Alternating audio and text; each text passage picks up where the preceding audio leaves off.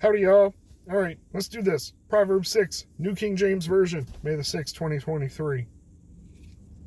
Sun's going down. My son, if you become surety for your friend, if you've shaken hands in a pledge for a stranger, if you're snared by the words of your mouth, you're taken by the words of your mouth. So do this, my son, and deliver yourself, for you've come into the hand of your friend. Go and humble yourself and plead with your friend. Give no sleep to your eyes, nor slumber to your eyelids. Deliver yourself like a gazelle from the hand of the hunter, and a bird from the hand of the fowler. Go to the ant, you sluggard. Consider her ways and be wise, which, having no captain, overseer, or ruler, provides her supplies in the summer and gathers her food in the harvest. How long will you slumber, O sluggard? When will you rise from your sleep? A little sleep, a little slumber, a little folding of the hands to sleep. So shall poverty come upon you like a prowler, and your need like an armed man. A worthless person, a wicked man, walks with a perverse mouth. He winks with his eyes, and he shuffles his feet. He points with his fingers. Perversity is in his heart. He devises evil continually. He sows discord. Therefore his calamity shall come suddenly. Suddenly shall he be broken without remedy. These 6 things the Lord hates. Yes, 7 are an abomination to him. A proud look, a lying tongue, hands that shed innocent blood, a heart that devises wicked plans, feet that are swift in running to evil, a false witness who speaks lies, and one who sows discord among the brethren. My son, keep your father's command, and do not forsake the law of your mother. Bind them continually upon your heart, and tie them around your neck. When you roam, they will lead you. When you sleep, they will keep you. And when you awake, they will speak with you.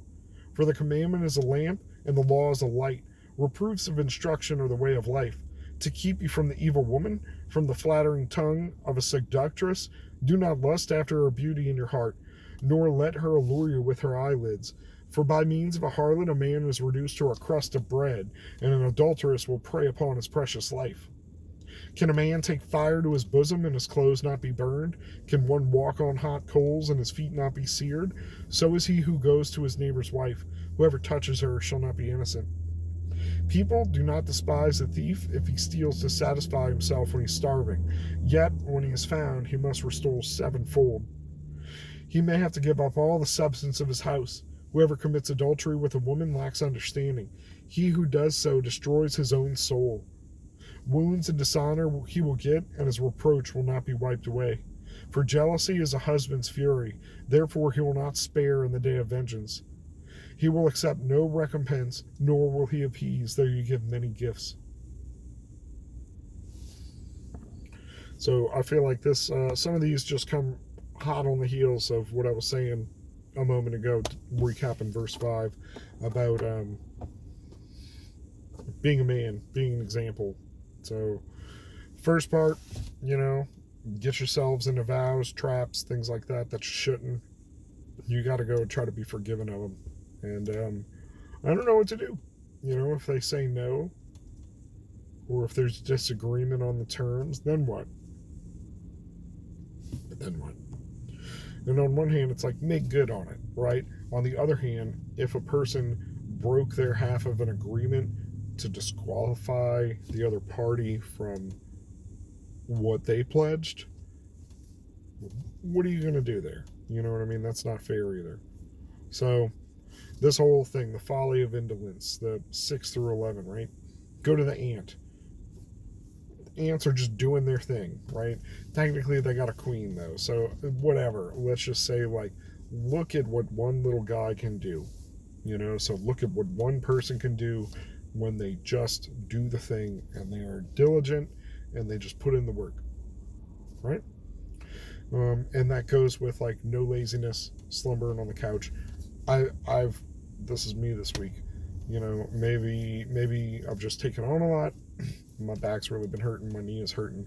I've been trying to work as much as I can, but when it comes to the late night shift for, say, 2 hours, ish, number one, it hasn't been super profitable. Number two, I've just used as an excuse to not go out and do the thing.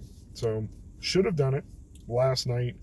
Same thing, laying on the couch trying to get my back stretched out, and Went outside at some point, checked the moon, which was awesome, full moon, flower moon, and realized like I didn't re-record the video, so I considered driving my normal spot with a light. We're trying to get comfy in my living room or something to do it. Ultimately, I just decided we would re-record it. It's already tomorrow. I already missed the mark. So I would like to... Ow! Getting old, man. Just flexing my fingers and bending the wrong way. Anyway, I would like to think that that's not verse 10. You know, a little folding of the hands to sleep. It was like 3:30 in the morning. I needed to sleep. Checked on the animals, listened to all the dogs and everybody go.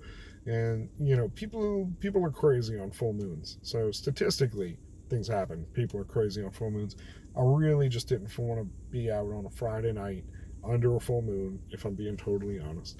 I don't want to say I'm superstitious, just a little stitious, as the joke goes. But I don't know, just one of those nights. Hung out with my lady, very tired, whatever.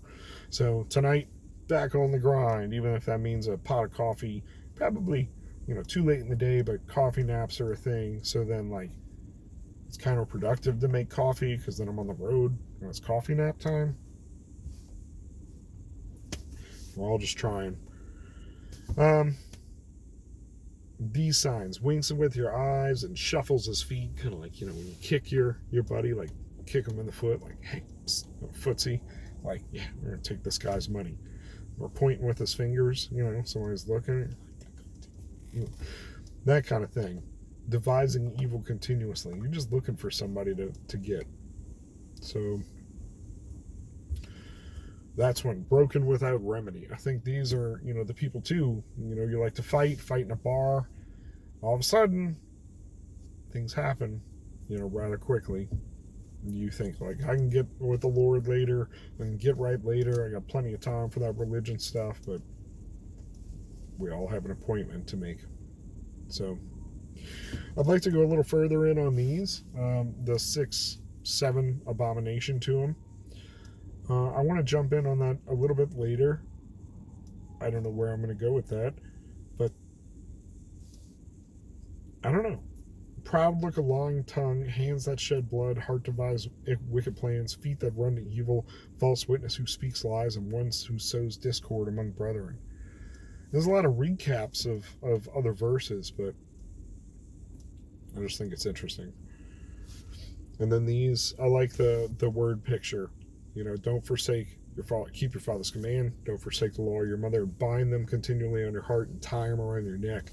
When they roam, they will lead you. When you sleep, they will keep you. And when you awake, they will speak with you. I know not everybody has an internal monologue, so I don't know exactly what this looks like or how this applies. Impressions, perhaps, reminiscing, memories. But this is what I think of, internal monologue. When you awake, they will speak with you. You're constantly, like, thinking about your situation, your day, what to do, what's the right thing. Oh, that was the wrong thing. I should do it this way. I should think about that. And this is part of, you know, I talked with friends, like I even said to my mom about indoctrination. Well, where's the line of teaching and indoctrination?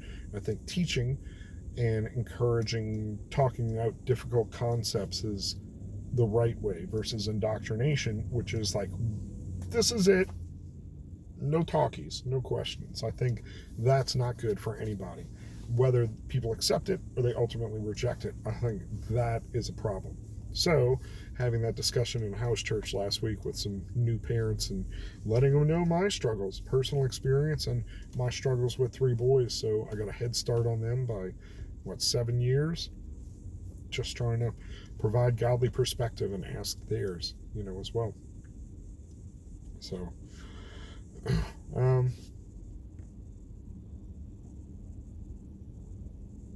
and then these warnings, you know, like, stick to your lane, stick to what you have.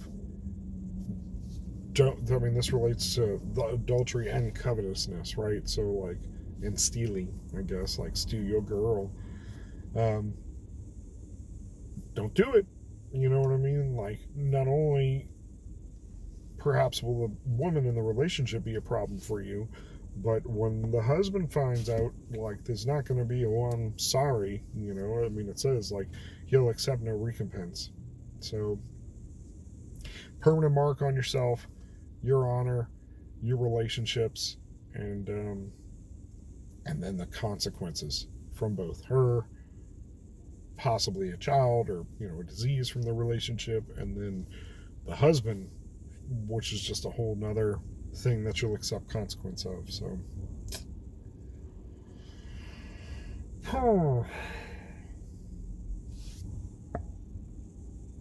not sure what else to say. I am always, again, with the word picture. Can a man take fire to his bosom and his clothes not be burned, or walk on hot coals and his feet not get seared?